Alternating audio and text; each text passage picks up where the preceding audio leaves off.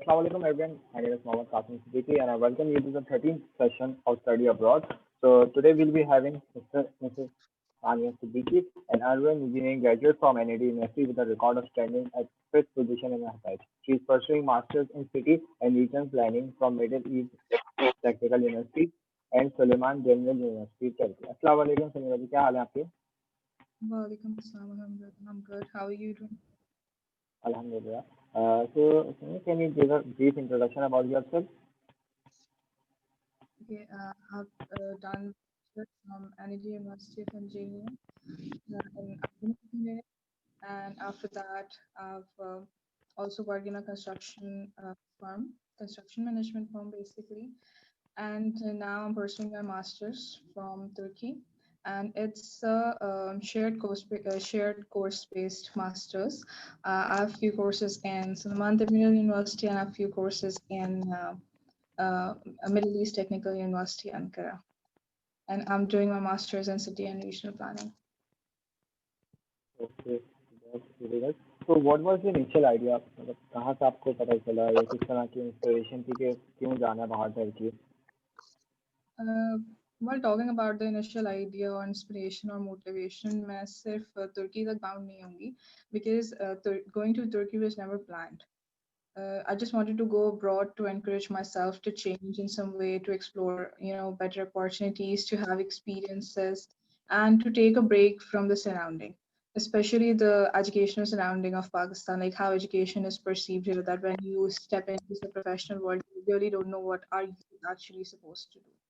So that was the basic reason. Moreover, when your relatives are going abroad and when your friends are going abroad, and you get to hear from them every time that when you're studying abroad, every step is a learning experience, and it's totally different from here.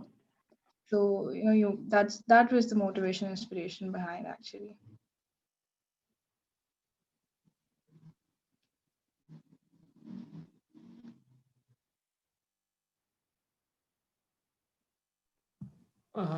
No issues. I guess there is some issue with the internet. So Sania, let's start. How did you apply? How did you search for this scholarship?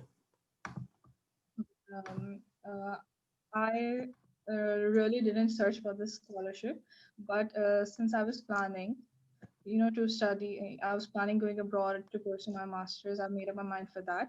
So I was just enlisting different universities, and the countries that I targeted were basically USA and U. I was so inclined towards them, and I just applied for Fulbright scholarship, and I had applied for Commonwealth scholarship, and I've also applied for Pakia's Corridor scholarship that is sponsored by HSC, and I got selected for that as well.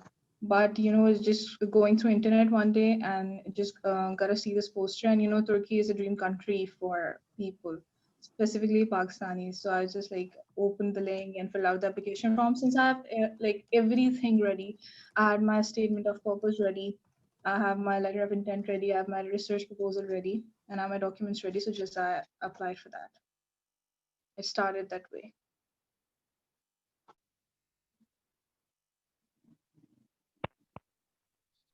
Okay, so that's pretty good. So आपने university कैसे choose करी? मतलब एक programme choose करना और university वगैरह choose करने के लिए एक होता है ना प्रोसीजर, तो उसको किस तरह आप लोग हाईलाइट करेंगे? Jab I got acceptance that I've been selected. So I was really confused. As I said, that it was never in the plan. Going to Turkey was never the plan. So I was, really perplexed that what I'm actually supposed to do. But then I have a friend there. So, just got to know that Turkey is not really a bad option. There are so many universities that are globally ranked. और उससे पहले मैंने अपने programmes choose किए थे, and I was so clear while choosing my programmes. ये चीज़ दिमाग में नहीं थी कि पाकिस्तान में उस वक्त क्या चीज़ की डिमांड है, बल्कि आई वाज सो क्लियर कि master is all about thesis and research. So you have to go for the subject जो आपको अपील करता है, because it's about research, you just don't want to get yourself burdened about anything. So uh, according to my courses, I choose two universities. That was Middle East Technical University, Ankara, METU, and Bilkent Universities. And also Turkey में majorly, they speak Turkish. So there are universities that are offering courses in English. So, I just wanted to opt for those universities. Metro and Bilkent are globally ranked. And the architectural department there is pretty good. And I did my research for the university thing. So I just got convinced that, these two universities are good. Also, my professor, my chairman of urban and infrastructure department, Dr. Adnan Qadir, he has also pursued his master's from Middle East Technical University. So that's how I chose my university according to my courses and according to the ranking there, and also the language thing. So, what were the requirements and how did you apply for the procedure and all through it? Requirements for applying to scholarships specifically or requirements to apply Yeah, for universities? requirements for the university firstly, and then we'll talk about the little bit about scholarship. Okay. You have to have good GPA if you are applying in Middle East Technical University, if you are applying in Bilkent University, or if you are going for any other good university that is, globally ranked. So you need to have a good GPA for that. You need to have a good educational background.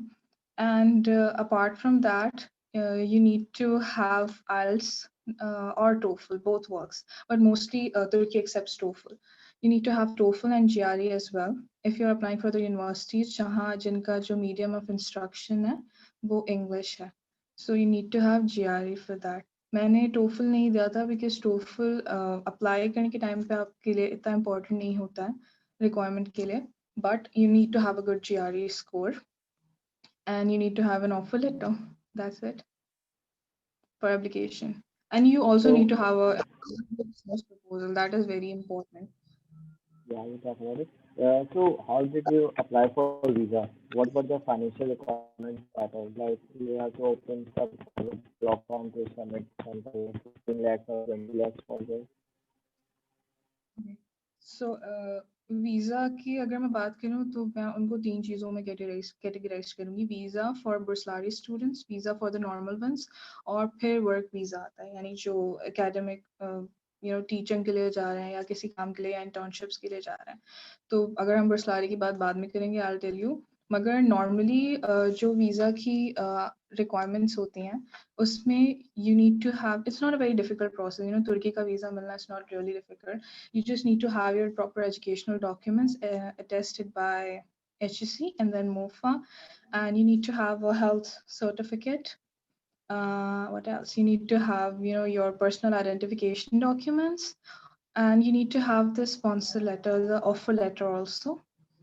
Or agar normal students हैं who are going on their own, though they are having, some sort of scholarship or anything, but उसमें airfare included नहीं होता. अगर university आपको sponsor करी है, university आपके लिए कुछ करी है, so they need to have a bank account maintenance certificate or original bank statement of the last 3 months of the student or whoever is sponsoring this student.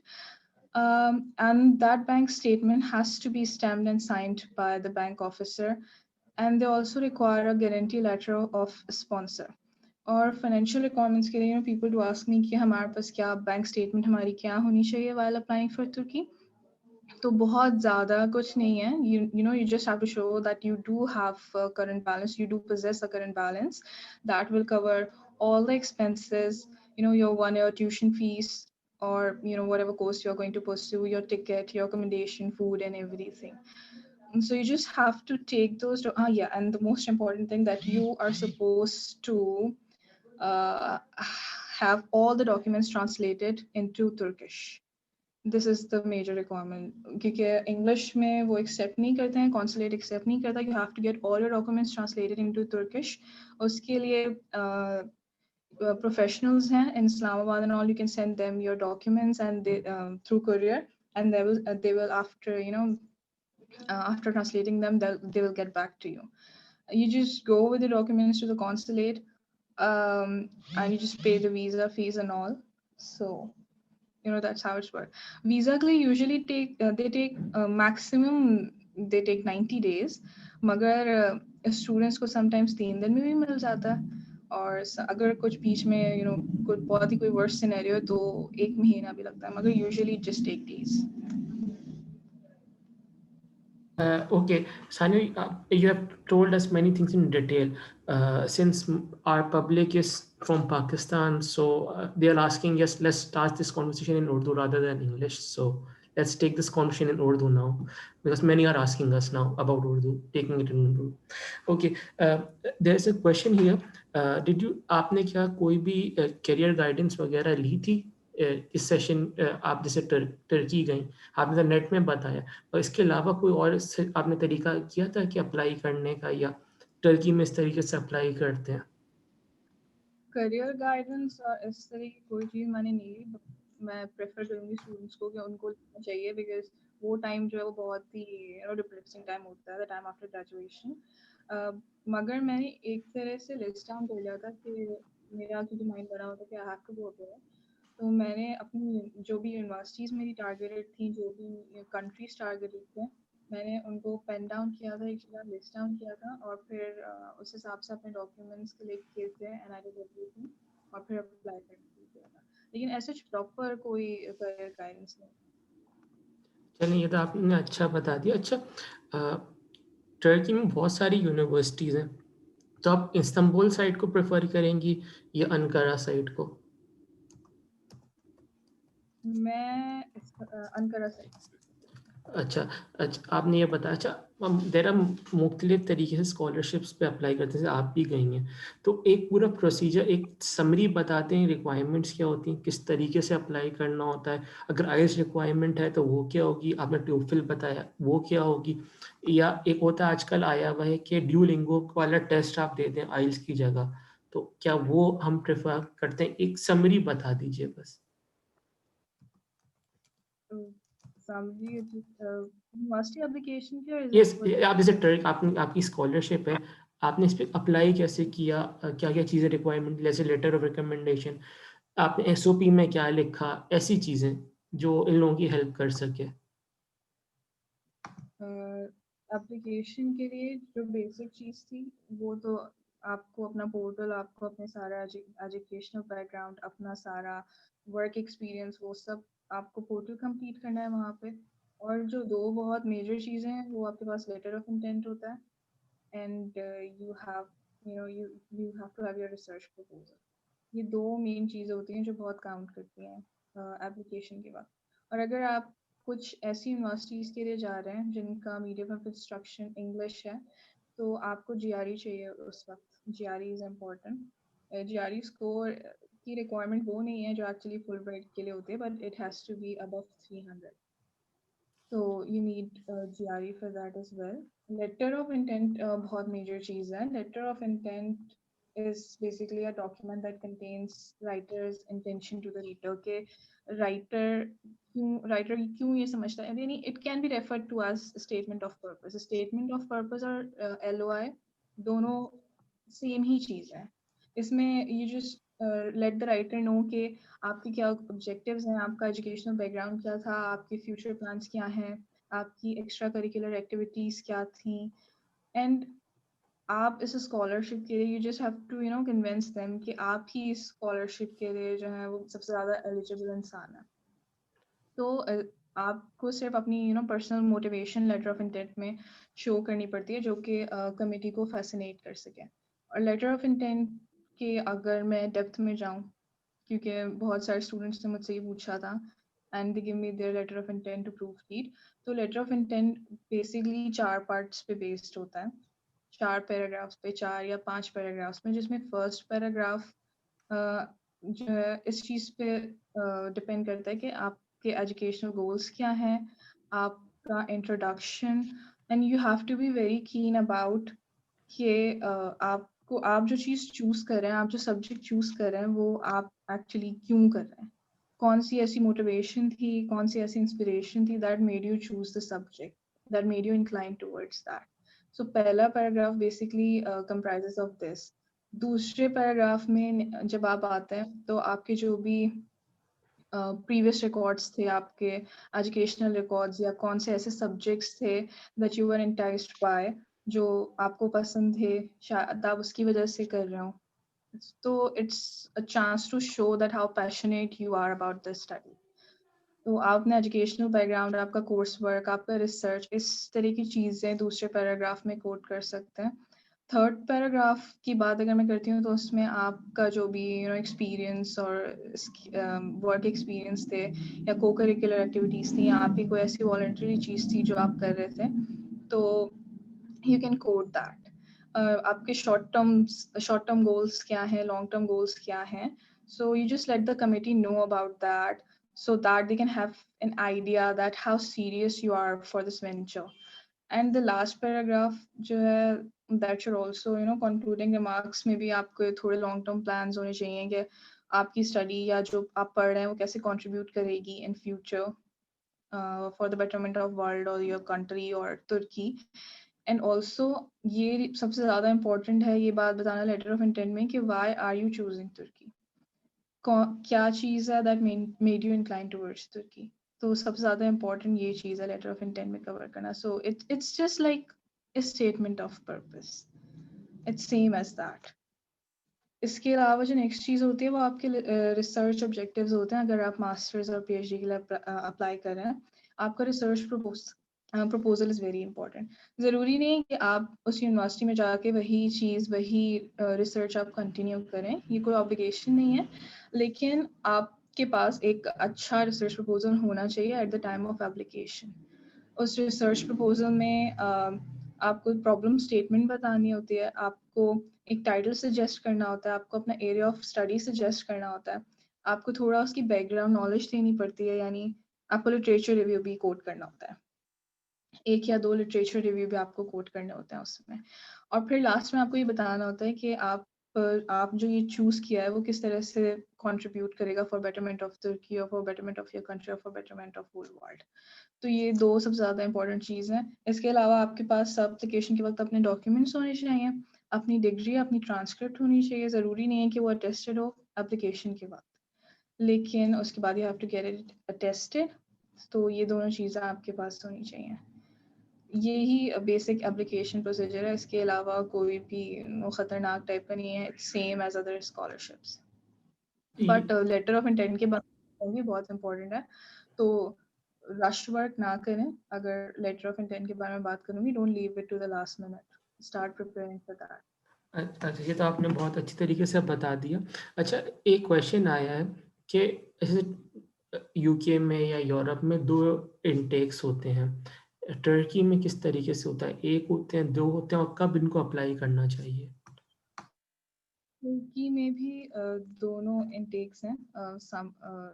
Spring अभी जैसे एक इनटेक अभी शुरू होगा आफ्टर फरवरी, और अगर आप तुर्की बुर्सलारी के लिए अप्लाई करें तो उसका तो सेम ही टाइम ड्यूरेशन है, that it comes in January I guess, और वो क्लोज हो जाती है. मगर अगर आप किसी भी जनरल यूनिवर्सिटी के लिए जा रहे हैं तो जिस तरह से कि हर कंट्री में होता है, देयर आर 2 इनटेक्स.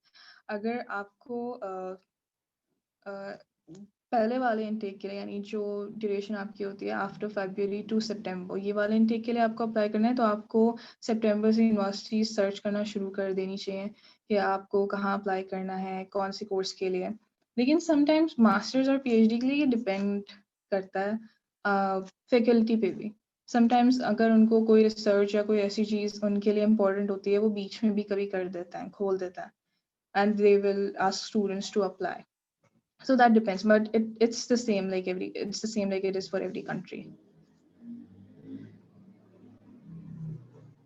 स्कॉलरशिप मिली है, इसमें अकोमोडेशन प्रोवाइडेड है या आपको पर्सनली वहाँ पे आपको स्कॉलरशिप के पैसे मिलते हैं और आप उस बेसिस पे वहाँ पर किसी जगह पे रेंट आउट किया हुआ या उस तरीके से? स्कॉलरशिप के लिए आपको अकोमोडेशन मिलती है. मैं बता दूँ स्कॉलरशिप क्या क्या कवर करती है, and what's the reason I consider it as one of the most comprehensive scholarships in the world. क्योंकि स्कॉलरशिप कवर्स आपका ट्यूशन फीस, आपकी बुक्स एंड व्हाटएवर जो भी चीज़ें आपको चाहिए. Scholarship covers your accommodation and food as well. Scholarship में आपको स्टाइपेंड भी वो प्रोवाइड करेंगे, आपकी हेल्थ इंश्योरेंस, आपका एयर फेयर, ये सब इंक्लूडेड होता है. अकोमोडेशन इस तरह से प्रोवाइड करते हैं कि जब आप फर्स्ट ईयर जा रहे हैं तो आपको वो हॉस्टल में ही रखेंगे. चाहे आप बैचलर स्टूडेंट्स हैं, चाहे आप मास्टर स्टूडेंट हैं, और whether you are a PhD student, आपको हॉस्टल में ही रहना है. But next year they let you, यानी आप अगर आप चाहते हैं, क्योंकि समटाइम्स मास्टर्स और पीएचडी स्टूडेंट्स को प्रॉब्लम होती है, they have researches and all, तो उनके पास वो बाद में चॉइस देते हैं कि अगर आप किसी अपार्टमेंट में मूव करना चाहें या अपनी किसी कोई जगह रेंट करना चाहें तो आप मूव कर सकते हैं. उसमें ये होता है कि हॉस्टल से आपकी रजिस्ट्रेशन वो ख़त्म कर देता है और आपको रेंट देते हैं 550 liras it is per month, and that is more than enough. अगर आप किसी स्टूडियो अपार्टमेंट, आप कोई भी स्टूडियो अपार्टमेंट रेंट करते हैं तुर्की में, so that rent is enough for that. इस तरह से अकोमोडेशन प्रोवाइड करता है. बट हॉस्टल्स भी, they are not like Pakistani hostels. Hostels भी they are like studio apartment proper, कि आपका बेड स्पेस अलग होगा, आपका स्टडी स्पेस अलग होगा. So it's also a good option. And when you are living in hostel, आपको खाना भी मिल रहा होता है. So that is how the accommodation is there. चलिए ये तो अच्छा बता दिया. अच्छा, एक और क्वेश्चन आया है कि इस आप पे आपने बताया था एक लंबा पीरियड होता है, आपने टाइम सर्च करें, अभी आपने सारी चीज़ें बताई. तो जैसे आइल्स है फॉर एग्जांपल, तो आपने नहीं दिया, शायद आपने टोफिल दिया है. नहीं, मैंने ना IELTS दिया ना TOEFL दिया, क्योंकि अच्छा, यहाँ पे आया था सुपरवाइजर. कि वो अप्लाई कर रहे हैं और वहाँ पे आइल्स रिक्वायरमेंट है, तो कि आप क्या सजेस्ट करेंगे कि आइल्स को किस तरीके से प्रिपेयर करना चाहिए? आज के लिए I haven't prepared, but I have seen my friends getting prepared for that and doing that. तो IELTS के लिए मेरे ख्याल से अगर पर्सनली भी ट्राई करें, जिस तरह से GRE के लिए I joined an institute, मगर उससे बेटर ये होता है कि आप खुद ही मटेरियल ढूंढें. बहुत सारे ग्रुप्स हैं फेसबुक पे इस तरह से, या आपके जो पहले के लोग हैं जिनके पास मटेरियल्स अवेलेबल हैं, उनसे मटेरियल हैं. इसके अलावा आर्ट्स के लिए इम्पोर्टेंट है कि आप इंग्लिश मूवीज बहुत ज़्यादा देखें, and you have to go through novels and all that stuff, क्योंकि आपका रीडिंग वाला जो चीज़ है वो बहुत अच्छी होनी चाहिए, क्योंकि ज़्यादातर लोग उसमें लैग कर जाते हैं और लिसनिंग में भी लैग करते हैं. So that has to be good. बाकी आई डोंट हैव ज़्यादा मुझे एक्सपीरियंस नहीं है, but and IELTS not a requirement for Turkey. TOEFL is अच्छा, एक्चुअली दे टोफल एक्सेप्ट करते हैं instead अच्छा, of IELTS. चलिए ये तो आपने अच्छा बता दिया. अच्छा, एक और क्वेश्चन आता है, ये मोस्टली स्टूडेंट्स का क्वेश्चन इधर भी आया हुआ है हमारे पास, कि पार्ट टाइम वर्क अलाउड होता है ड्यूरिंग स्टडी इन टर्की? हाँ, तुर्की में पार्ट टाइम वर्क आपको अलाउड होता है, आप कर सकते हैं. कुछ सर्टन जगह पे ऐसा होता है कि आप थोड़ा बाउंड हो जाते हैं अगर वो कोई गवर्नमेंट ऑर्गेनाइजेशन है, क्योंकि एज जब मैंने फुल ब्राइट का लिया था and as Bareera quoted that, तो सेम गोज फॉर तुर्की कि आपको वो पैसे दे रहे हैं. तो आपको वो पैसे दे रहे हैं तो डेफिनेटली वो क्यों चाहेंगे कि आप काम करें, और वो थोड़ा आपका स्टाइपेंड वाली चीज़ के लिए थोड़ा सा गड़बड़ हो जाती है. But you can work even during your masters और PhD, और उसके बाद भी आप कर सकते हैं अगर आप वहीं पे कंटिन्यू करना चाह रहे हैं, वहीं पे आप रहना चाह रहे हैं, आगे करियर अपना वही कंटिन्यू करना चाह रहे हैं, तो आप वो काम भी कर सकते हैं. मैं ये सजेस्ट करूँगी कि अगर आप मास्टर्स करें या PhD करें, पाकिस्तानी स्टूडेंट्स के पास एक एडवांटेज होता है कि उनको इंग्लिश आती है and they are very good at English. तो तुर्किश लोगों को भी, कुछ लोगों को आती है, जो डेफिनेटली जो आपके टीचर्स और ये सारे लोग होते हैं उनको आती है. बट एनईडियंस के लिए स्पेशली एडवांटेज है, आपको पता है कि फॉर्मल राइटिंग्स कैसे करनी है, रिपोर्ट कैसे लिखनी है, यू नो दैट ऑलरेडी. तो अगर वो आपको एज अ रिसर्च असिस्टेंट रख लेता है और वहाँ पे आपको पेड प्रोजेक्ट्स मिलते हैं, इस तरह की चीज़ें जो हैं वो आपको मिलती हैं, तो इस तरह, and that is like being a research assistant is a good thing.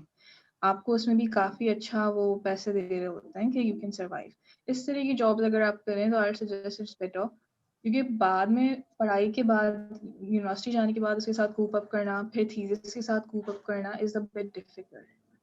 So that how it work, but you can work. चलिए ये तो आपने अच्छा बता दिया. अच्छा, एक और क्वेश्चन है कि ये नॉर्मल आप मोस्टली लोगों का क्वेश्चन भी आता है और हमारे पास भी अभी यही आ रहा है कि पॉसिबल ऐसे आपने मुख्तलिफ किसी भी कंट्री में कोई बंदा जाता है तो वहाँ पे स्ट्रगल्स होती हैं, डिफ़िकल्टीज़ होती हैं, तो आपने किस तरीके से उसको टैकल किया?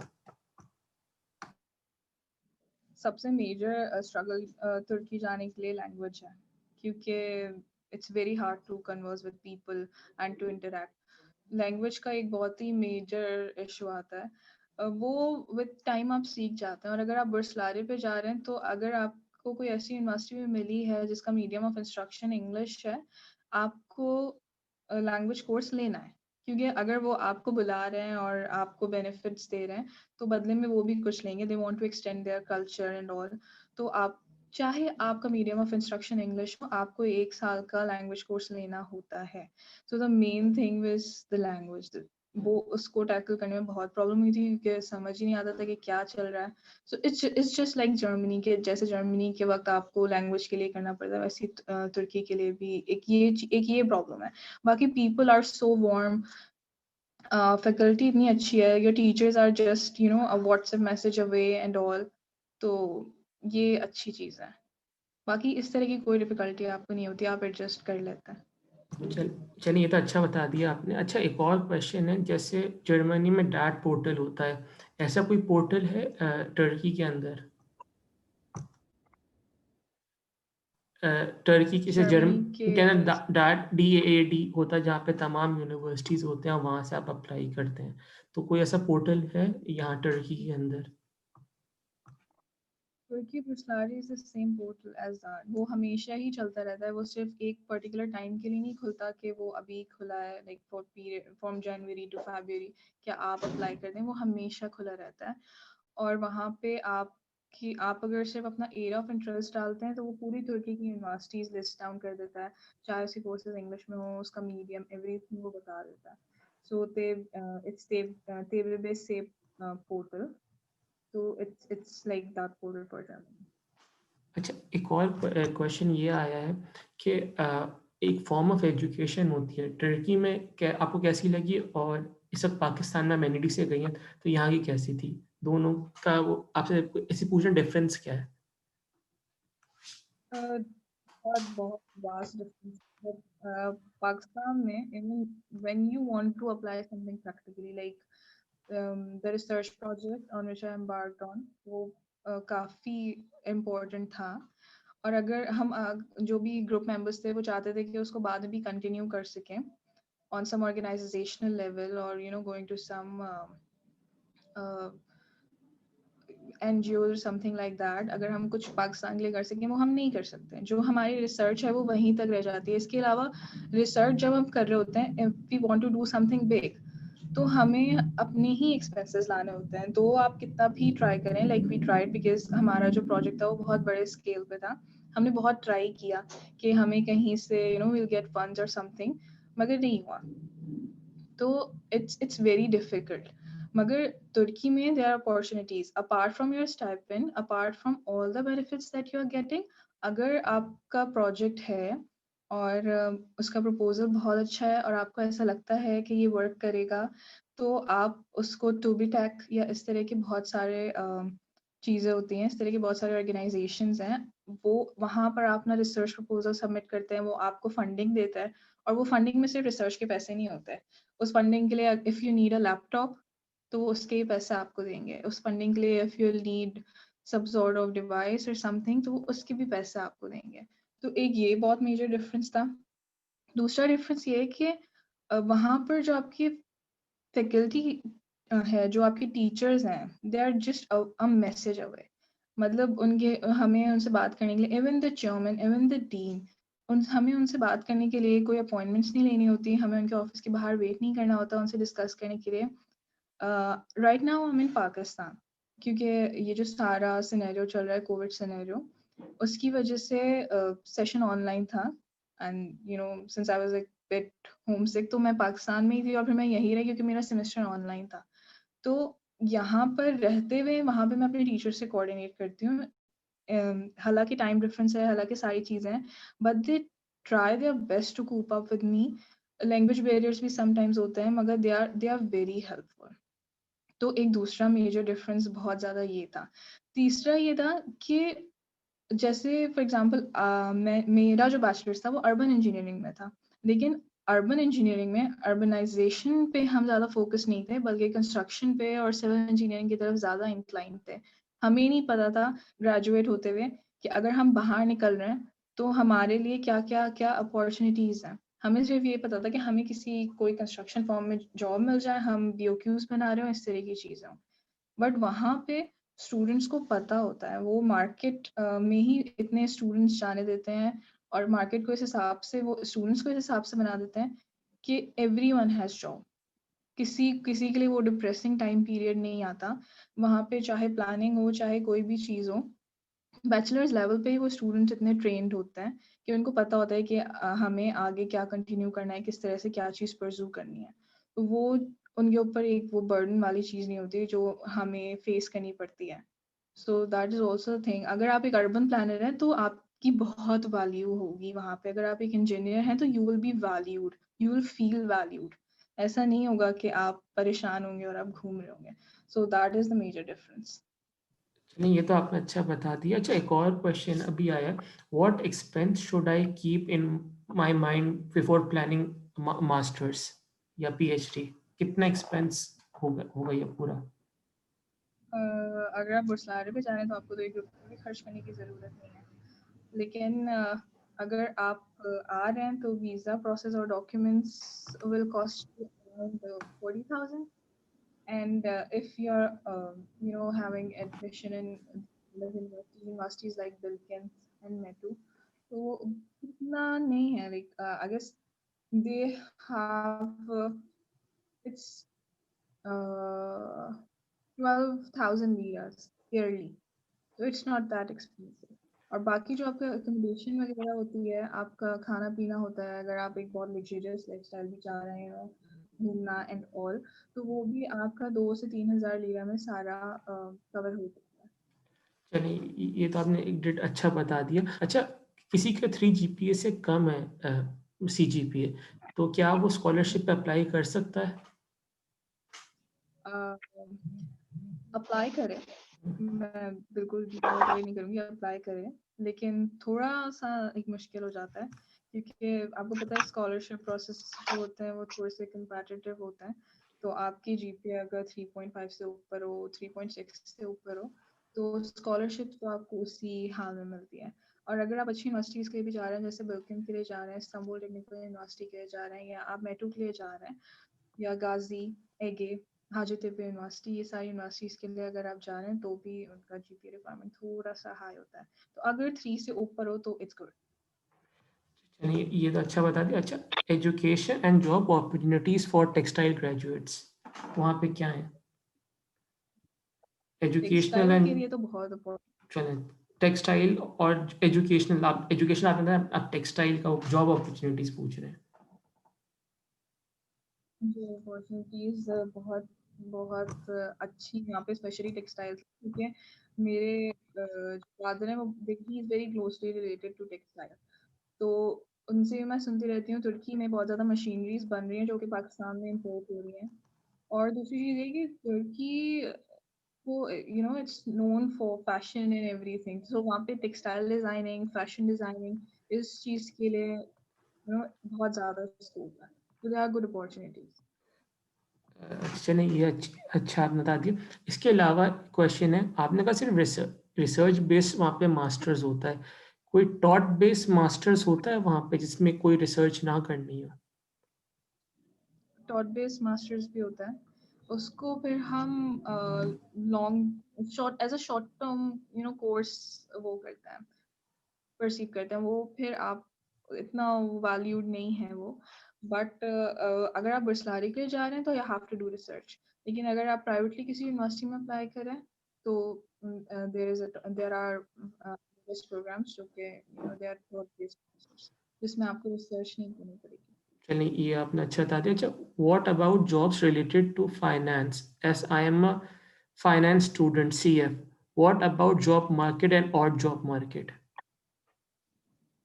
Job market and odd job market, sorry, और जॉब्स जो कर रहे होते हैं ना, तो वो और जॉब्स की पहले मैं बात करूँगी, वो तो they are super easy.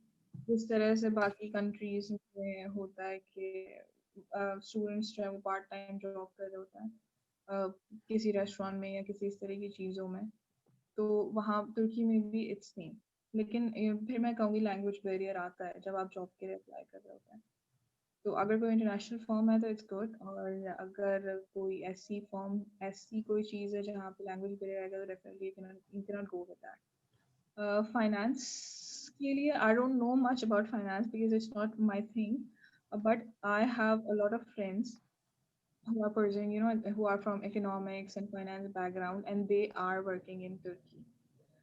So I think there are good opportunities. अगर अगर I'll let जिसने भी सवाल किया है मैं उसको और डिटेल में इस बात का जवाब दे दूंगी. They can reach me through email or something after asking my friends. I'll get back to them. Sure sure. इसका पूरा ये अवेलेबल होगी, यूट्यूब पे भी लाइव है, फेसबुक पे भी सब लाइव है, तो आप वहाँ पे भी उनको रिप्लाई कर सकते हैं। अच्छा, कोई वर्क एक्सपीरियंस चाहिए होता है जब आप टर्की में स्कॉलरशिप के लिए अप्लाई कर रहे हो? लाइक 2 इयर्स वर्क एक्सपीरियंस चाहिए होता है ये जर्मनी में?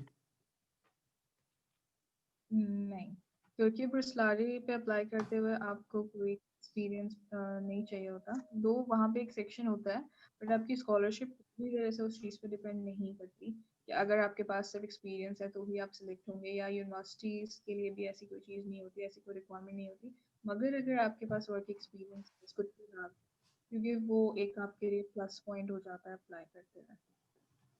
चलिए, ये तो आपने अच्छा बता दिया। अच्छा, 20th Feb is the last day for Bulasari scholarship. For now application के लिए GRE एंड आइल ज़रूरी है। मैं आपको कहूँगा आप इसको देख लीजिए, और जैसे बताया सानिया ने कि ऐसा कोई रिक्वायरमेंट नहीं है, मगर आप फिर भी चेक कर लें। आप भी ये इंडोर्स करेंगी मुझे? जीआरडी और रिक्वायरमेंट नहीं है बिल्कुल, अगर तुम्हारे पास या जिसने भी सवाल किया उसके पास नहीं है, they don't have to worry about that, but do remember कि फिर you can not apply for the universities जहाँ पे उनका जो मीडियम ऑफ इंस्ट्रक्शन है वो इंग्लिश है। आप फिर उस यूनिवर्सिटीज के लिए नहीं अप्लाई कर सकते क्योंकि जीआरई के बगैर वो आपको एक्सेप्ट नहीं करेंगे। और समटाइम्स ऐसा भी होता है कि आपके पास टोफल और जीआरई होता है, एज आई टोल्ड अर्लियर, मगर आपको एक साल लैंग्वेज कोर्स करना ही पड़ता है, and believe me studying in Turkish is not very hard, क्योंकि सबको पता होता है, सारे टीचर्स को पता होता है कि आप एक इंटरनेशनल स्टूडेंट हैं, एक साल में डेफिनेटली आप अपना थीसिस या अपना कुछ भी जो है वो तुर्किश में नहीं लिख सकते, तो वो बहुत सपोर्टिव होता है इस मामले में। अच्छा, एक और क्वेश्चन ये है कि जैसे अभी आपने कहा कोविड की वजह से ऑनलाइन हो रहा है, तो अभी फॉर एग्जांपल किसी को अभी एडमिशन मिल जाता है, तो क्या उसको हम आगे करा दें या अब अभी ऑनलाइन कर लें? आप क्या उनको सजेस्ट करेंगी? इस वक्त तो they should go for online, I think, क्योंकि अगर स्पेशली मास्टर्स है और फर्स्ट ईयर है तो इतनी ज़्यादा आपको थीसिस पे काम नहीं करना होता, आपके जो पहले बेसिक कोर्सेज चल रहे होते हैं, साइंटिफिक टेक्निक्स और ये सारी चीज़ें, रिपोर्ट राइटिंग और जो मेजर आपके सब्जेक्ट रिलेटेड कोर्सेज होते हैं, तो वही चल रहे होते हैं, तो आपको ऐसे अगर कोई आपकी फील्ड ऐसी है कि कोई बहुत ही लैब ओरिएंटेड वर्क है, जैसे एग्रीकल्चर में होता है, जैसे मैकेनिकल में होता है, तो ये सारी चीज़ें थोड़ा सा प्रॉब्लम होता है कि आपको जाना ही पड़ेगा, बट राइट नाउ अगर ऐसी कोई चीज़ नहीं है, आपकी कोई लैब्स नहीं है, इस तरह की कोई चीज़ नहीं है, तो आप you should go online, you should चलिए, कंटिन्यू ऑन। ये तो आपने अच्छा बताया। अच्छा, टर्किश लैंग्वेज सीखना ज़रूरी है वहाँ रह पे, या वो लोग उर्दू या इंग्लिश जो नॉर्मल इंग्लिश होती है, तो क्या टर्किश लैंग्वेज सीख के जाएं या वहाँ जाके सीखें? अगर बुर्सलारी के लिए अप्लाई करें तो आपको तुर्किश लैंग्वेज कोर्स वहाँ जाके ही करना पड़ेगा, और वो भी वही लोग कवर करते हैं, तो स्कॉलरशिप में वो लैंग्वेज कोर्स भी कवर्ड होता है, और पाकिस्तान में क्वाइट एक्सपेंसिव। तो अगर बुर्सलारी के लिए करें तो आपको पहले से करने की कोई ज़रूरत नहीं, क्योंकि आप जाएंगे तो आपको एक साल पूरा तुर्किश ही पढ़नी पड़ेगी, लेकिन अगर आपको किसी ऐसी यूनिवर्सिटी में हो जाता है जिसका मीडियम ऑफ इंस्ट्रक्शन इंग्लिश है तो इट्स ईजी। चलिए, ये तो आपने अच्छा बता दिया। अच्छा, एक क्वेश्चन आया है कि, बल्कि इस पे मुझे हंसी भी आ रही है कि जैसे हम यहाँ पे ड्रामा अर्तुगरुल वगैरह देखते हैं, तो वैसे ही वहाँ पे टर्की है क्या? वैसे वैसे ही वो कल्चर से पूछ रहे हैं या रिलीजन पर्सपेक्टिव से पूछ रहे हैं, या वैसे कल्चर पर्सपेक्टिव से पूछ रहे होंगे या रिलीजन पर्सपेक्टिव से भी पूछ सकते हैं। अब ये मुझे नहीं पता अगर किस तरीके से पूछा है। अगर कल्चर है तो इट्स सेम, यानी लोग बहुत वार्म होते हैं इस तरह के, लेकिन अगर वो बाकी कुछ और है तो it's not the same, it's totally different. यानी जैसे आप यूरोप चले जाएं, जैसे आप अमेरिका चले जाएं, इट्स सेम लाइक दैट। ऐसा कोई भी ऐसी कोई भी रिलीजियस पर्सपेक्टिव से ऐसी कोई भी चीज नहीं है वहाँ एर्तुगरुल जैसी। So yes.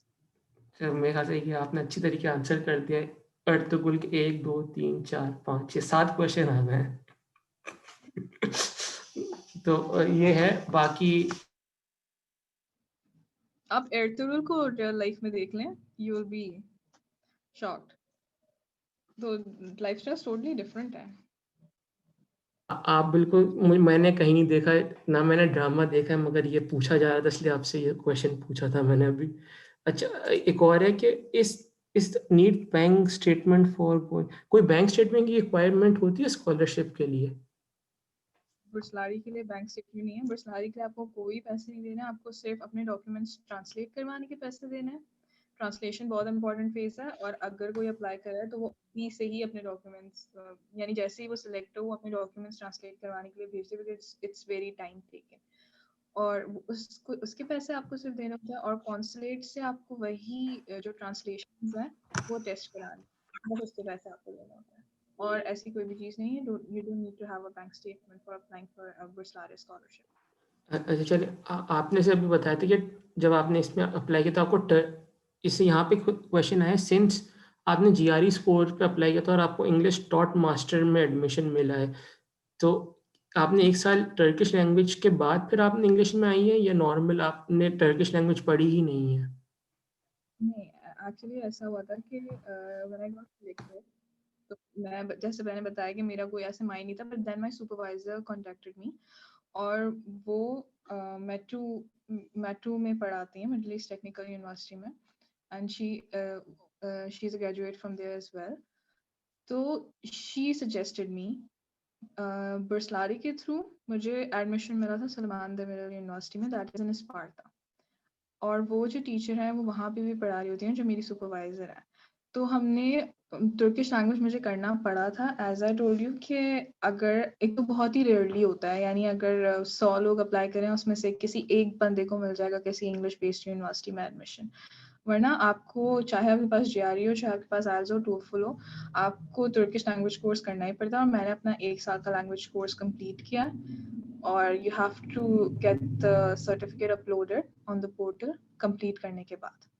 मेरा मास्टर्स इस क्योंकि मैंने बताया कि तुर्की में कोई इस तरह की चीज़ नहीं है कि अगर आपका एक यूनिवर्सिटी में हो गया तो आप उस पर्टिकुलर यूनिवर्सिटी से ही अपने सारे कोर्सेज ले रहे हैं। मेरे कुछ कोर्सेज सुलेमान देमिरल से हैं, और क्योंकि बाकी कोर्सेज जो मेरी रिसर्च को रिलेट कर रहे थे वो वहाँ से मुझे नहीं समझ आ रहे थे, तो I opted for metro. My supervisor suggested that कुछ कोर्सेज मैंने मिडिल ईस्ट टेक्निकल यूनिवर्सिटी से लिए हैं, इवन दो मुझे जीआईएस का एक कोर्स मुझे चाहिए था फॉर माय स्टडी। तो मेरी सुपरवाइजर ने ये भी हेल्प की कि I am having one course from MIT university USA.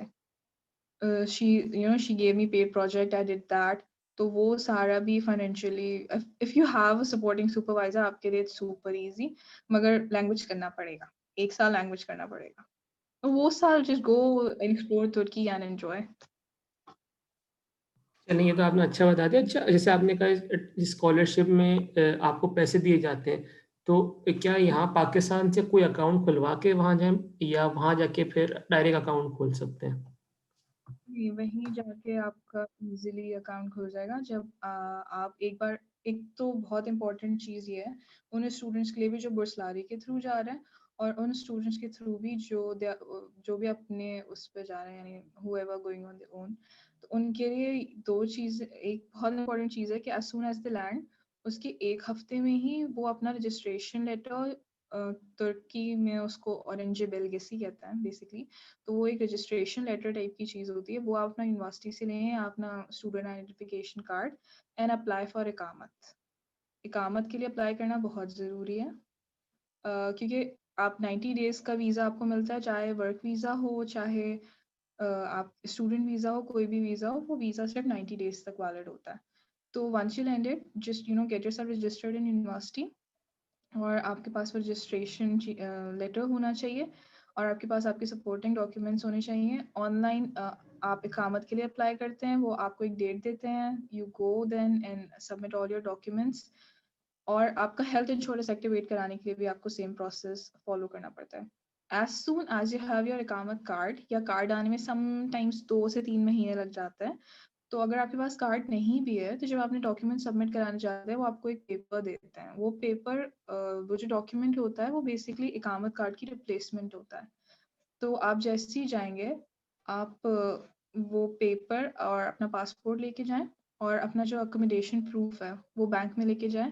बुर्सलारी वाले ही आपको एक अकाउंट नंबर ऑलरेडी प्रोवाइड कर देता है, और वो आपको Vakif bank, it's a government bank in तुर्की, वहाँ लेके जाना होता है और आपका अकाउंट खुद खुल जाता है। आपको पाकिस्तान में कोई पैसे रखने की, किसी चीज़ की टेंशन लेने की कोई ज़रूरत नहीं। चलिए, ये तो आपने बहुत अच्छी चीज़ बता दी। अच्छा, एक और क्वेश्चन है, जैसे बरेरा ने बताया था 2 हफ्ते पहले कि उनको पाकिस्तान वापस आना है क्योंकि अपनी स्कॉलरशिप के बाद, तो जैसे आप गई हैं तो आपको भी वापस फ़ौरन आना होगा या वहाँ पे आप रुक सकती हैं? नहीं, मैं वहाँ पे रुक सकती हूँ, अ, करियर अपॉर्चुनिटी वहाँ पे अवेल कर सकती हूँ। बाकायदा ऑर्गेनाइजेशंस हैं इंटरनेशनल स्टूडेंट्स के लिए, उदैफ है, और कुछ पाकिस्तानी स्टूडेंट्स की भी ऑर्गेनाइजेशन है।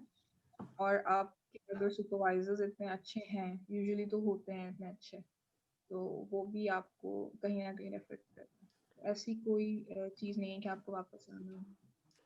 अच्छा, चलें, तो इसका मतलब है कि वहाँ पे जो कोई नॉर्मल भी स्टूडेंट जाता है, जो स्कॉलरशिप के थ्रू नहीं जाता, तो उसको वर्क परमिट मिलेगा वहाँ पे फिर अगर पढ़ने के बाद?